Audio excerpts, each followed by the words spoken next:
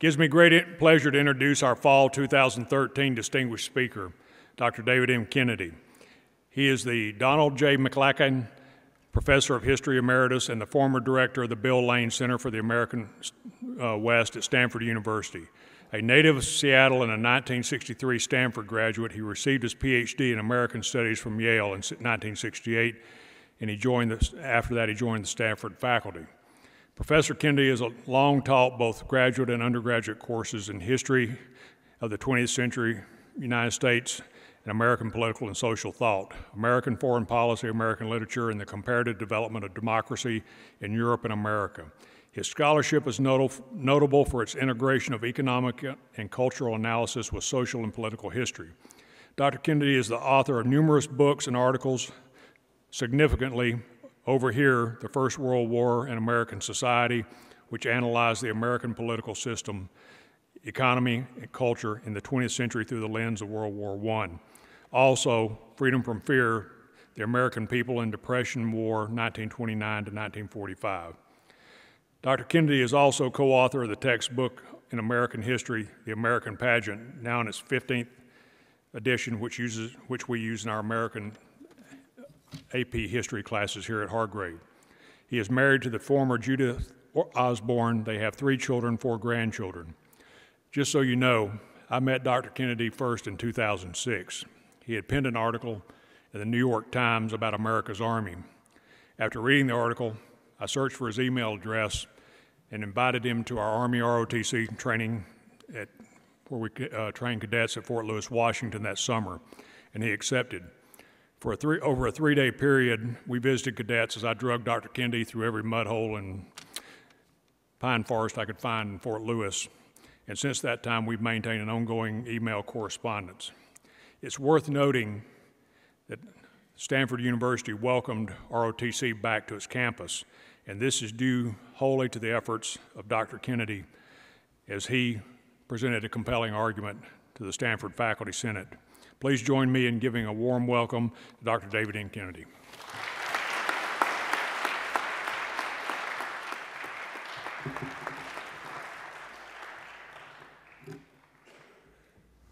Thank you very much, General Broom, and thank you, Chaplain Moran, and thanks to all of you for your attention here this evening.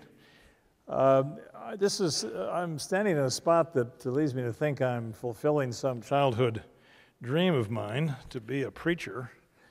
And here we are in chapel, and it's Sunday evening, so I want to take as my text a passage, a single sentence actually, from a speech that Winston Churchill gave on the floor of Parliament on August 17th, 1945. This was 2 days after the Japanese emperor had signaled the intention of Japan to surrender in World War II.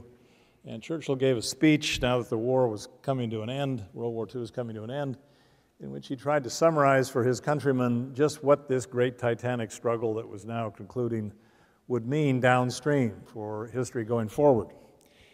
And he said a lot of things in his speech, but there was one sentence that leapt right off the page at me when I first read it, not least of all because Churchill used a very strange form of diction. He rendered the United States as a plural noun, something we haven't done in this country since the Civil War. It used to be said before the Civil War the United States were, and after the Civil War the United States was or is.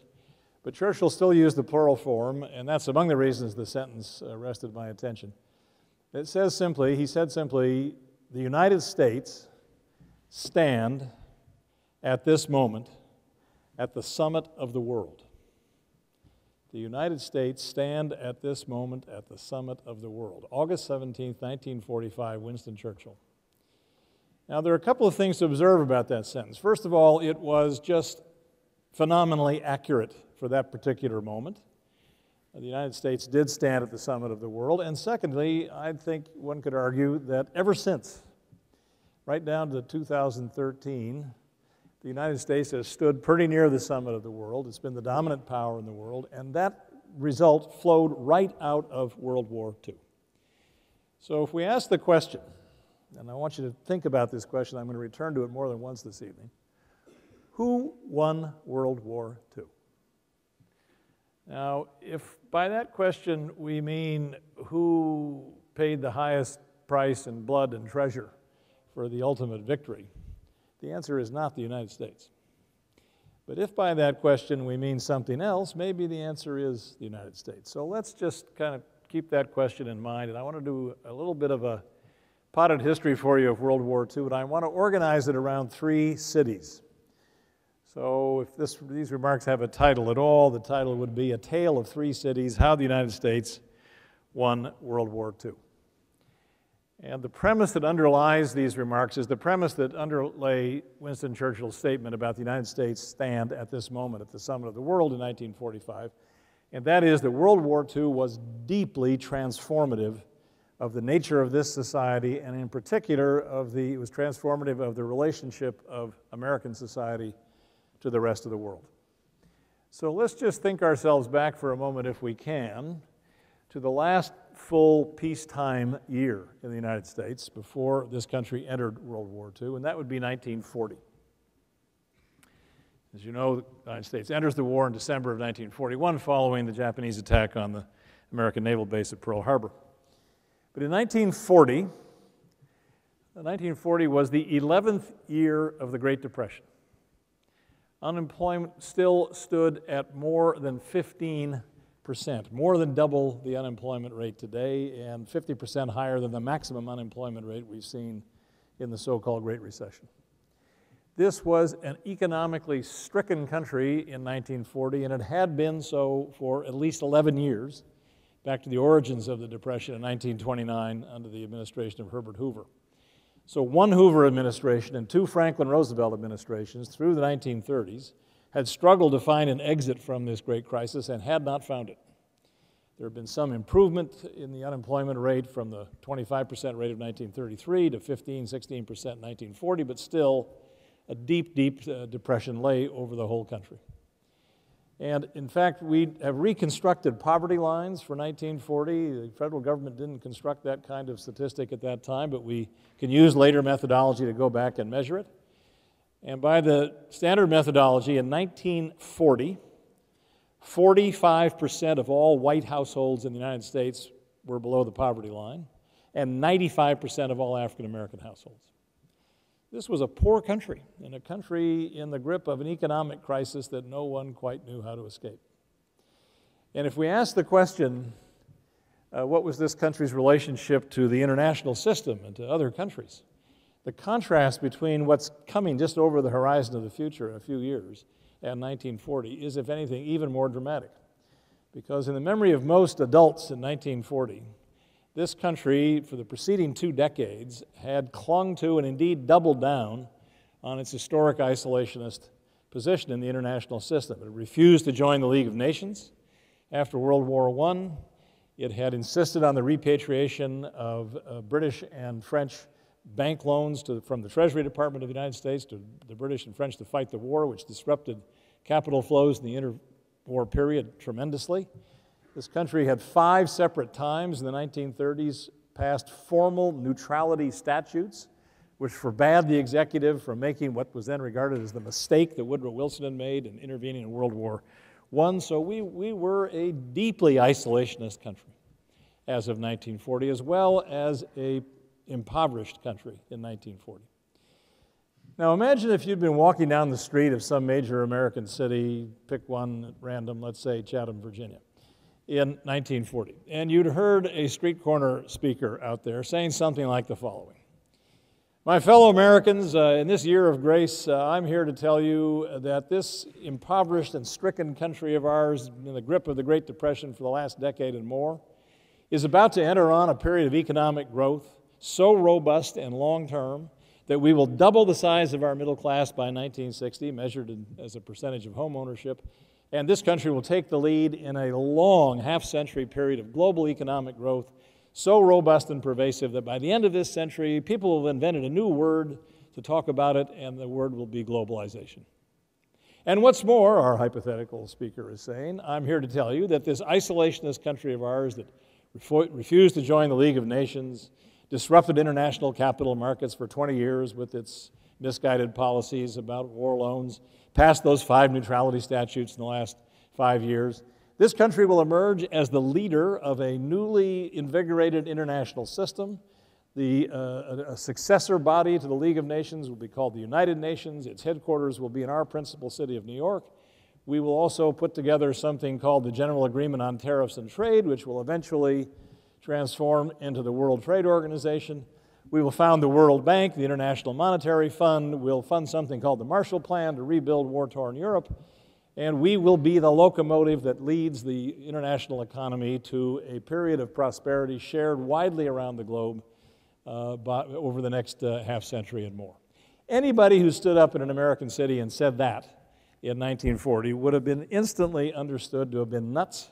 There was nothing in the historical record and certainly nothing in the circumstance of the United States at that moment that would have justified that kind of a prediction. And yet we know, because we get to see things illuminated by the famous stern lantern of history, that that is exactly what happened. So how did it happen? Now, my students at Stanford occasionally, if they are honest with me, and I ask them what do they think about the study of history, and I know in these sacred precincts maybe I shouldn't quote them exactly, but I'm going to risk doing it, Chaplain. They say, well, you know, the trouble with the study of history is it's just one damn thing after another. In this case, this is emphatically not true. The transformations that World War II worked in this society, that Winston Churchill was accurately describing in 1945 when he said this country stands at the summit of the world, something wholly improbable from the point of view of 1940. Those transformations were the result of some very deliberate policy choices. We call them grand strategy, to fight a particular kind of war in a particular kind of way on a particular timetable with a particular force configuration and particularly dominant strategic principles. And to a degree that is rarely happens in the history of warfare, this country pursued those objectives along those lines to the end of the war in the way that it intended and wanted to. Its plans were not seriously disrupted on the way to that victory in 1945, and that's what gave us the result that we've got and the world that everybody in this building has lived in ever since. All right, let me take us up now to the moment of America's entry into the war, 1941, December of 1941. I want to share 4 brief passages from various parts of the historical record that remind us, again, of the improbability of that matter that Winston Churchill described in 1945 from the standpoint even of December 1941. So the first such historical passage comes from the lips of Adolf Hitler, who on the morning of December 7th, 1941, and actually his time would have been the afternoon, heard the news of the Pearl Harbor attack for the first time the way virtually everybody in the world heard about it over the radio. The Japanese had given Hitler virtually no advance notice that they were going to do the attack. But we have an ear witness to what he said when he heard the Pearl Harbor news, and he said, "Now it is impossible for us to lose the war. We now have an ally who has never been vanquished in 3,000 years, that being Japan, of course." So Hitler's first reaction to the news of the Pearl Harbor attack was to be filled with energy and exhilaration and confidence that now a German victory was absolutely guaranteed. At almost the exact same moment, we're permitted to believe it could have been almost precisely the same moment, several hundred miles away across the English Channel, Winston Churchill, Adolf Hitler's great adversary in World War II, the British Prime Minister, heard the same news about the Pearl Harbor attack in the same way over the radio. And we don't know what he said at that moment, but we do know what he wrote in his memoirs after the war when he was trying to make us, the readers, understand his state of mind when he got this news. And here's what Churchill wrote was on his mind when he heard about the Pearl Harbor attack. He said, "So the United States was in the war, up to the neck and into the death. So we had won after all. England would live. I went to bed and slept the sleep of the saved and the thankful." Now, again, we know how this story turns out, and we know that Hitler got it really badly wrong and Churchill got it right. But from a historian's point of view, what's interesting here is at this same moment in time, these two men, Churchill and Stalin, both of them deeply involved in this conflict, to put it mildly, at daggers points with one another, made 180-degree different appraisals of what the consequence would be of America's entry into the war, because it was not yet crystal clear whether the United States could muster the resources, had the economic base and the political will to really do what was necessary to make a difference in this conflict. All right, two other statements from the historical record. The next one comes from the pen of Hitler's foreign minister, a man by the name of Joachim von Ribbentrop, who wrote a long memorandum for Adolf Hitler about 2 weeks into December, about December 14th or 15th, 1941, in which it's a big long document. I'll just give you 2 sentences from it. Here's what he had to say to Hitler. He said, "We have just 1 year to cut Russia off from her military supplies." Russia and Germany have been at war since the summer of 1941. "If we don't succeed, and the munitions potential of the United States joins up with the manpower potential of the Russians, the war will enter a phase in which we shall only be able to win it with great difficulty." Now that turns out to have been a much shrewder, more accurate, and insightful observation than Hitler's outburst that we have an ally who hasn't been vanquished in 3,000 years and our victory is guaranteed. Ribbentrop knew something important about what kinds of assets the United States could bring to bear now that it was a full and formal belligerent. Okay, the last thing from the historical record I want to share with you is from the pen. I'm going to break the time frame of December 1941 here for the reason simply that this player that I'm about to quote is a very important one. It's Admiral Isoroku Yamamoto, the commander-in-chief of the Japanese Imperial Fleet, the person who was given the task of planning the Pearl Harbor attack, which initiates the Japanese-American War. And here's what Yamamoto wrote to his prime minister, the last civilian prime minister in Japan before the war, Fumimaro Konoye, in September of 1940. So this is about, 15, 16 months before the Pearl Harbor attack. This is from the pen of the man who was given the task of planning the attack and starting the war. And here's what he said to his prime minister in September of 1940. He said, "If I am told to fight regardless of the consequences, I shall run wild for the first 6 months or a year." Notice the time frame, almost exactly Ribbentrop's. "But I have utterly no confidence for the second or third year. I hope, therefore, Mr. Prime Minister, that you will endeavor to avoid a Japanese-American war." Now again, from an historian's point of view, this is pretty interesting. Here's the person we know who is charged with the task of starting the war, telling his prime minister not to start a war with the United States, because if we don't deliver a knockout blow or give him a big enough bloody nose at the first strike, and the thing goes on for 6 months or a year, we will be doomed. Now, what Ribbentrop and Yamamoto both knew was one of the most ancient lessons of warfare, articulated first of all in the record by the famous Chinese theorist more than 2,000 years ago, Sun Tzu, who said the first rule of warfare is to know your enemy. And the second rule of warfare, said Sun Tzu, is to know yourself. And what Ribbentrop and Yamamoto knew better than Hitler did about their enemy, the United States, was that if the United States were given time enough fully to mobilize down to the depths its enormous industrial and economic and financial potential, it could produce weapons of war, munitions, and so on in quantities and qualities that would smother any combination of adversaries, including the Axis powers. That's the heart of the matter. Franklin Roosevelt had his own very homely way of describing the same grand strategic principle about what was the single greatest asset the United States could bring to bear in this conflict in a fireside chat at the end of 1940, when Roosevelt said, "We shall become the great arsenal of democracy." Now, that's a famous phrase that's lived down the ages, but notice what he did not say. Roosevelt did not say we'll become the sword of democracy. He didn't even say we'll become the shield of democracy. We'll become the great arsenal of democracy. And in its own colorful, homely, folksy way, that is the central part of the story I'm going to try to tell here. All right, let's get to the tale of the three cities, and this is just a kind of a, if I can, again, Chaplain, if I can describe it this way, it's a kind of a parable about how we can understand the logic of American grand strategy in World War II and understand how it was that that war deposited the United States at the summit of the world in 1945, however improbable that might have been from the perspective of 1940. Okay, the three cities that I'm going to talk about, among the things they share in common is each one of them is located on a river. And some of them you've probably heard about, some you probably haven't amongst these three. But if we understand the things that happen in these three cities, we'll understand the central logic of American grand strategy in World War II. So the first city is a city on the banks of the Seine River in France. It's Rouen. The second city is one that will be familiar to all of us, not far from here, Washington, D.C., on the banks of the Potomac. And the third city actually is a city that had its name changed several times over the course of the 20th century. Began the 20th century known as Tsaritsyn.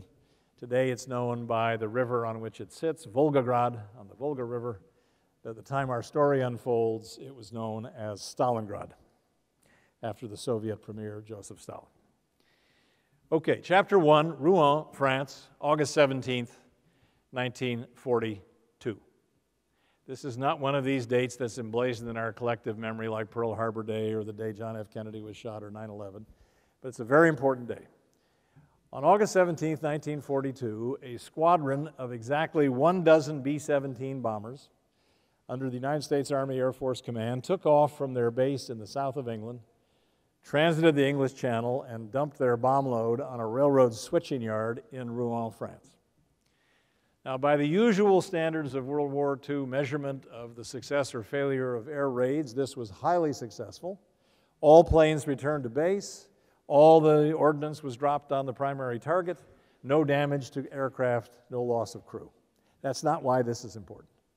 It's important because that raid marked the implementation, for the first time, the operationalizing, let's say, of a decision made about a decade earlier, the early 1930s, that in the event of another war, like World War I, into which the United States might get dragged, it should make its principal bet on a new technology, namely the airplane, and it should use aircraft or air power not simply tactically to support ground troops on the ground, but rather on the basis of a wholly new concept of warfare called strategic bombing.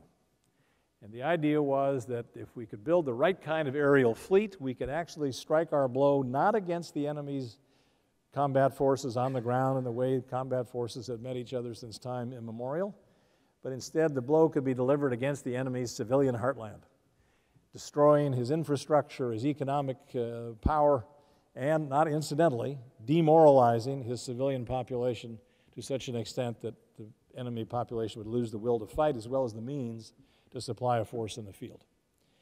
So this decision was made in the early and mid-30s, and on August 17, 1942, we see the first all-American raid on Nazi-occupied Europe. Note the date, August 1942.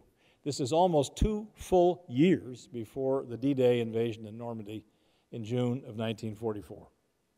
So we're reminded here that the principal means by which the United States carried the battle to its German adversary was not on the ground or even on the sea, but from the air. The air war was the principal front that the Americans were able to mount against Germany for most of the period of the war.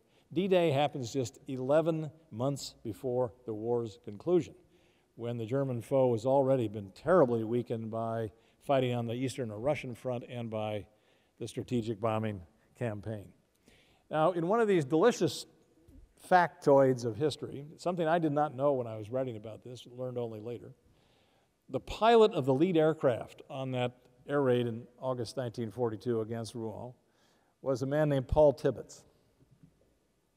Now, many of you younger scholars in the room won't resonate to that name, but other people will recognize the name of Paul Tibbets. Paul Tibbets, almost exactly 3 years later, 3 years to the month, was the pilot of the Enola Gay, the airplane that drops the first atomic bomb in history on the city of Hiroshima on August 6, 1945. So in the arc of Paul Tibbets' career in World War II, leading the first U.S. air raid against Nazi-occupied Europe, and then dropping the bomb on Japan that effectively ends the war in the Pacific, in the arc of that one man's military career in this conflict, we really have a way to remember just how salient, important was the air campaign against both the German and Japanese enemies. All right, so that's the lesson of Chapter 1, okay? And air power was thought to be a way to leverage and take maximum advantage of some distinctively American assets. A deep economic base that would make possible the production of these weapons systems, strategic deep penetration bombers, in quantity, and the scientific and engineering prowess to make them effective weapons systems, assets that other powers simply couldn't muster. Okay, chapter 2, much less dramatic setting, but also very consequential. Washington, D.C., on October 6, 1942, just a few weeks after the Rouen raid, a meeting in the office of a man named Donald Nelson, who was the chief of something called the War Production Board. And the War Production Board's job, and Donald Nelson's job, was to convert the American economy from a peacetime to a military or wartime basis, and to sluice resources from the peacetime civilian economy into the military economy to make the waging of war possible. As 1942 had gone on, Donald Nelson had been advised by his economic advisors that the pace and scale of the mobilization effort was not sustainable, or to use the term they used, not feasible. This became known as the Feasibility Dispute.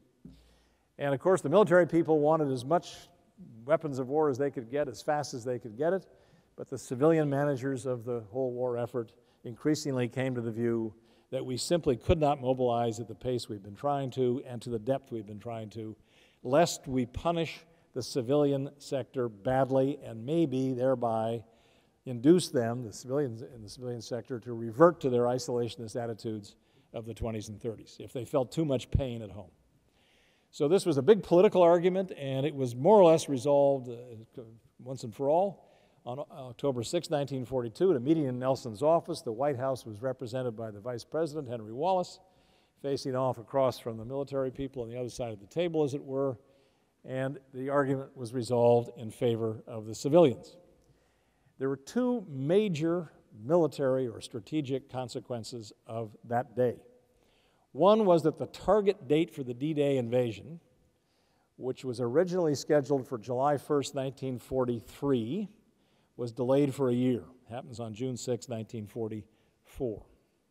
The second decision that came out of that was that the original target of mobilizing 215 divisions to fight the ground war in Europe was ratcheted down to just 90 divisions, leaving 125 divisions worth of manpower originally conceived as going into the armed forces to stay at home and work in the production lines in the arsenal of democracy.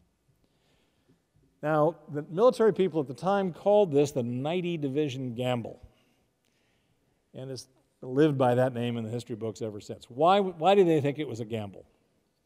Well, the answer to that takes us to chapter 3 of our parable, Stalingrad, in February of 1943. Stalingrad is if you can think of in your mind a map of the Soviet Union or Russia, Stalingrad is deep into Russian territory, and the invading German forces had pushed about 1,000 miles or maybe more to the banks of the Volga River by the winter of 1943, and had not been effectively stopped or reversed. Stalingrad, as much as any single battle could be said to be the pivot of World War II, it is Stalingrad. That's where the German advance is stopped, and the Soviet forces, the Red Army, switches from the defensive to the offensive and begins the big process of pushing the Germans back out of Russia through Ukraine, Poland, Eastern Germany, back to the streets of Berlin in the spring of 1945.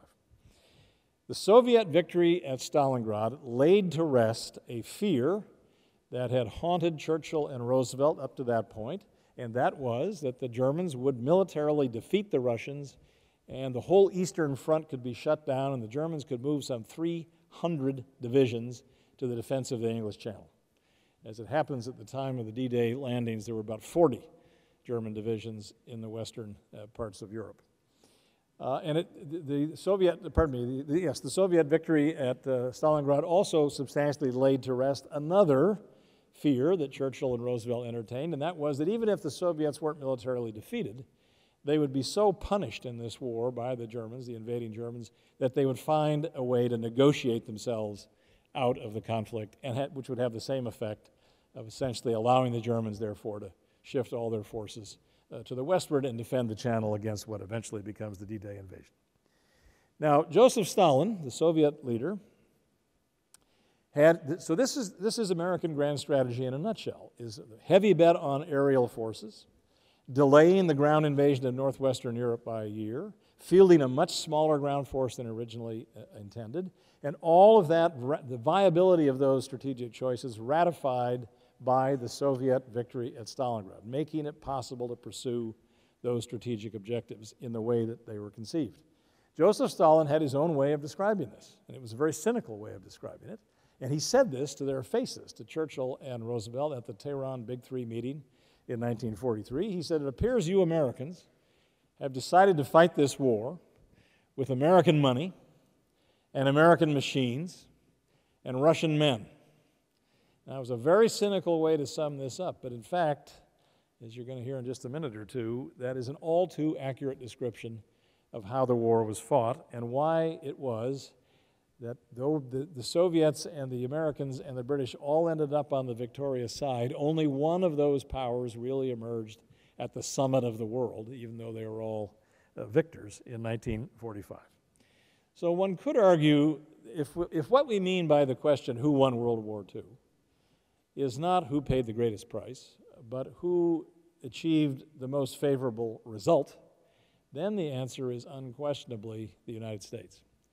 And it may be, I'm just going to suggest to you, there's some relationship between those two observations. That we found, as a country, the least cost pathway in both human life and in economic resources to our ultimate victory, and that is what positioned us to play the kind of role we've played in the world ever since. Now, one way I think maybe I can, let me just touch on two matters briefly here by way of conclusion, by way of making this point a little more generally and talking about the post-war period a bit. Of all the countries, the major countries that fought in World War II, the United States is the only one that grew its civilian economy while it was fighting the war. This doesn't usually happen in long, protracted wars of attrition anywhere, and it certainly didn't happen in World War II. We have very good data on what happened to the economies of the Soviet Union and Great Britain in the war. In both of those places, the civilian economy shrank by about 1/3. It was about 1/3 less food and fuel and clothing and housing and heating oil and so on, all the staples of a civilian economy, than there had been in peacetime. In the United States, and the United States alone amongst the major belligerents, the civilian economy grew by 15% during World War II, even while the military economy grew by a lot more than that. This was a unique achievement. No other belligerent could possibly have done that the way we did it. One quick anecdotal exemplification of this. Macy's department store, then one of the biggest retailers in the United States, had a store-wide big discount sale on, believe it or not, December 7th, 1944, the 3rd anniversary of the Pearl Harbor attack. Kind of a creepy date. It would be as if today Walmart had a sale, a 9/11 sale. We'd find that pretty creepy. But Macy's had it on December 7th, 1944, in the midst of the fiercest fighting in both the European and Pacific theaters. And when the day was over, they rang up the receipts and learned that on that day, Macy's had taken in a greater dollar volume of sales than on any previous day in the store's history. There is no other country that fought World War II where anything remotely like that could have happened. All right, one final note. This is a little bit of a grisly note to end on. I apologize for that, but I want to read you some numbers about the dead by country in World War II, and these tell a pretty significant story. So let's start with our ally, Great Britain. 350,000 dead in World War II, of whom 100,000 were civilians. Incidentally, or maybe not so incidentally, we think World War II is the first modern war for sure, in which the civilian death toll is greater than the military death toll. So, Great Britain, 350,000 dead, 100,000 of those civilians. China, 10 million dead, of whom 6 million were civilians. Japan, 3 million dead, of whom 1 million were civilians. Germany, 6.5 million dead, of whom 1 million were civilians. Soviet Union, 24 million dead, of whom 16 million were civilians. 1 million Soviet civilians died in the siege of Leningrad alone. The United States, 405,399 military dead in all branches of service, Army, Air Corps, Navy, Marines, Coast Guard. And on the civilian side of the ledger, in the 48 states that then had a star on the flag, 48 continental states of America in the 1940s, in a war that worldwide claimed more civilian dead than military, the civilian death count in the United States attributable to enemy action directly is exactly 6. Single digit, 6 people. And they died all together, same moment together, in the most improbable of places, a place in southern Oregon called Gerhardt Mountain, which is a forested ridgetop, really, outside a little teeny hamlet called Bly. And the dead were a woman by the name of Elsie Mitchell, 26 years old, and 5 school children with her, ages 9 to 14. She was the wife of a pastor named Archie Mitchell at a local church, and she and the Reverend Mitchell were taking these children on a Sunday school outing. They drove up to Gerhardt Mountain in a vehicle of some kind, and Reverend Mitchell let his wife and the children off, and he went to park the vehicle, and as he did so, he heard an explosion. He ran to the site of the sound of the explosion, and as he later described it, he saw his wife and the 5 children laid out like the spokes of a bicycle wheel, all dead. What had happened was they had found a Japanese firebomb. Now, little known factoid about World War II, the Japanese built 10,000 or so of these things. They were constructed out of mulberry paper, panels pasted together with a potato flour paste, and inflated at a place called 99 League Beach near Tokyo with helium. And underneath, they're about 30 feet in diameter once they're inflated, and then underneath them was slung a little gondola with an incendiary bomb, a 3-pound incendiary bomb. And some of them also had an anti-personnel weapon on board. And these things were sent aloft into the jet stream. They had no means of internal propulsion, and the Japanese meteorologists had discovered the jet stream before anybody else knew about it. They knew that in the Pacific area it flows from west to east. So they sent these things up into the jet stream. There was a little bit of a device on board that kept them in the vertical envelope of the jet stream across the Pacific. They just drifted across. Took them weeks to cross, and once they got across, the idea was they would fall to earth, the incendiary bomb would go off, and it would ignite forest fires throughout the American West to such a scale that the Americans would be forced to redirect resources to fight these forest fires and slow down the pace of their advance on the Japanese home islands in the Pacific. Now, crazy as it might sound, this was Japan's effort to wage a strategic bombing campaign against the United States, to deliver their blow not against the Marines and Army people out there in the field in the Pacific, but against the American homeland, against the civilian heartland. It was a pathetic effort, and its total death toll, as I said, was 6 people, all killed together in the spring of 1945 there on Gerhardt Mountain. So if you can imagine yourself as a crew member, one of those B-29 streams that was dropping firebombs all over Japan in the first 6 months or 8 months of 1945. I can't prove this ever happened, but it's at least plausible that you might have been in the gun turret or the bombardier's turret or the pilot's cockpit of one of these aircraft bombing Japan. You might have looked out your plexiglass bubble and seen one of these Japanese firebomb balloons floating off toward North America. You might have asked yourself, what is that? The vectors of the bombing runs from the Marianas to Japan and the vectors of the Japanese balloons are such that it's possible to imagine that they could have intersected at least within visual sight of one another. So it's not a wholly implausible deal. If you can imagine that scene, 500 plane B-29 bomber streams bombing Japan on scientifically worked out principles to ignite huge firestorms every evening, and then that balloon, no internal propulsion, drifting silently with its 3-pound incendiary bomb toward North America. There you have the realization of Admiral Yamamoto's nightmare. That if the Americans were given time enough, time that it turns out the Russians bought them, they could mobilize their economy, their scientific talent, their engineering talent to a degree that would absolutely smother any Japanese effort to resist, and that is what happened. So that's the principal means by which, to go back to Churchill, history deposited the United States at the summit of the world in 1945.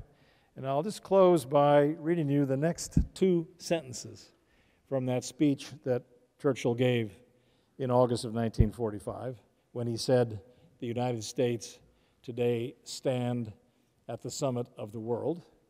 And then he said, "I rejoice that it should be so.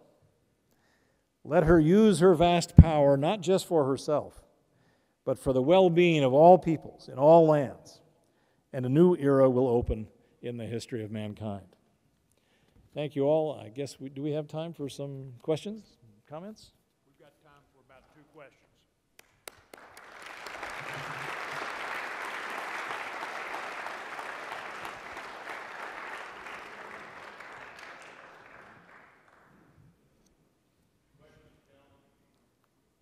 Yes, sir.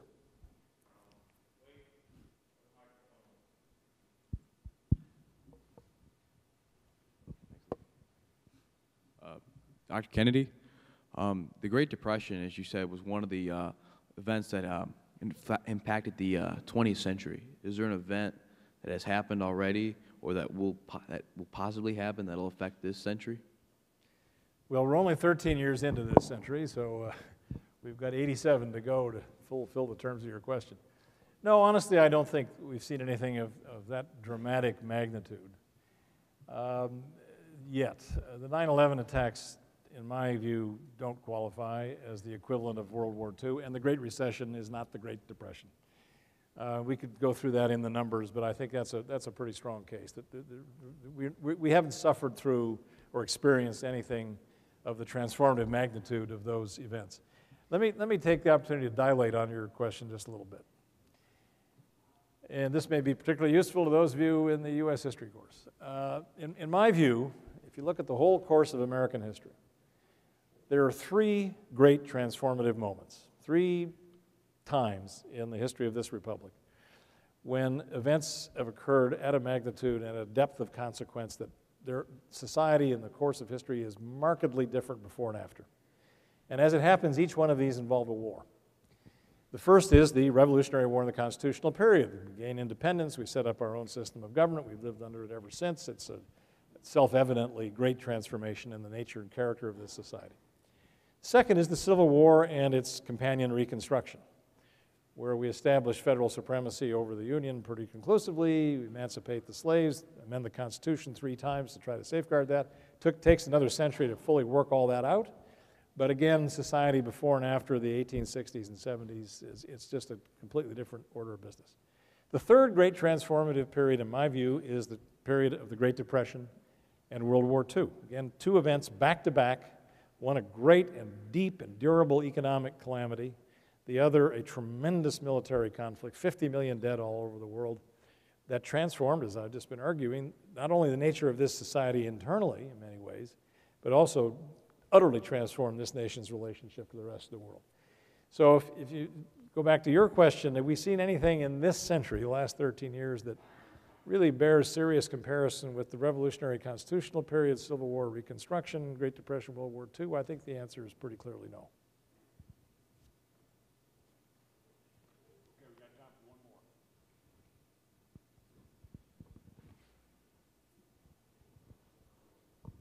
Dr. Kennedy, my question is, how do you think future generations will look back on today's history and judge what they see today? Well, it's a great question. It's a question one should worry about. It's a question historians try to think about a lot, is how will future generations judge us? I don't know the answer. I mean, we don't have any data from the future. So historians, we can't even agree on what happened in the past, much less predict the future. But I will say this, and I take the opportunity to say it especially to this group of young scholars here, that they will surely judge us badly if we don't care for our republic. And if we don't invest our talents and energies, not just in feathering our own nests, but in taking care of the whole collectivity that we call the American Republic. If we fail in that obligation, I think we'll be judged harshly.